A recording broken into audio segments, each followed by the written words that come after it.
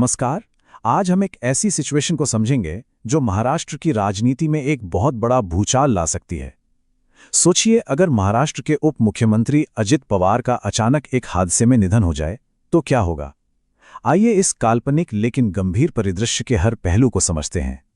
एक ऐसी सुबह की कल्पना कीजिए जब एक खबर पूरे देश को हिलाकर रख देती है। महाराष्ट्र के उप मुख्यमंत्री अजित पवार अब नहीं रहे। एक विमान दुर्घटना में उनका दुखद निधन हो गया है। जाहिर है, ये एक ऐसी खबर होती जो पूरे देश को स्तब्ध कर देती। इस विश्लेषण में हम इसी सिचुएशन की परतें खोलेंगे।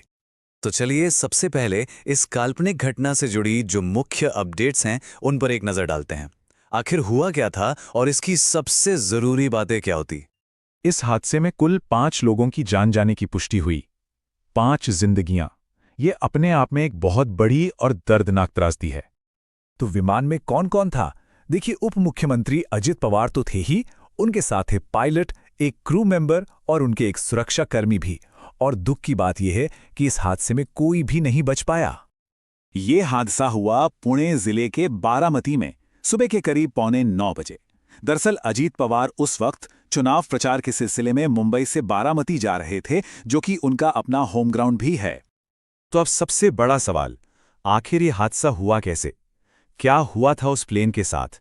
शुरुआती जांच में क्या बातें सामने आ सकती थीं?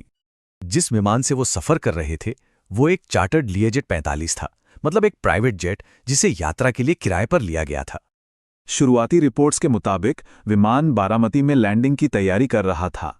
बस लैंड करने से कुछ ही पल पहले ऐसा लगता है कि पायलट ने विमान से अपना कंट्रोल खो दिया और विमान सीधा रनवे के पास क्रैश हो गया।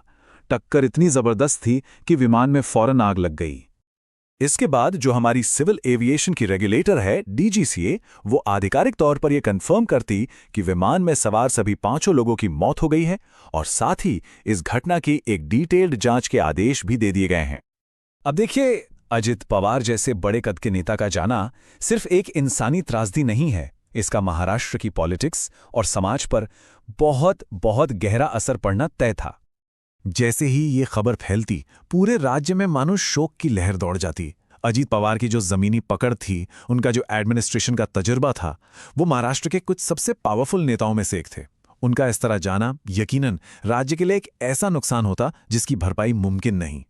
जाहिर है, इस पर रिएक्शंस भी आने लगते। प्रधानमंत्री से लेकर राज्य के मुख्यमंत्री तक हर बड़े नेता ने इस घटना पर गहरा दुख जताया। पूरे देश से उनके परिवार और लाखों सपोर्टर्स के लिए श्रद्धांजलि आने लगी और सरकार ने भी ये भरोसा दिलाया कि जांच बिल्कुल तेजी से होगी और कोई भी लापरवाही नहीं होगी। देखिए, अजित पवार सिर्फ एक नेता नहीं थे, वो महाराष्ट्र की सियासत की वो धुरी थे जो पावर के समीकरणों को बनाने और बिगाड़ने में माहिर माने जाते थे। तो सबसे बड़ा सवाल यही खड़ा होता है कि उनके जाने से जो एक खालीपन पैदा होता, जो एक वैक्यूम बनता, उसे कौन भरता और कैसे भरता। ये एक ऐसा सवाल है जो महाराष्ट्र के पॉलिटिकल फ्यूचर को पूरी तरह से बदल सकता था।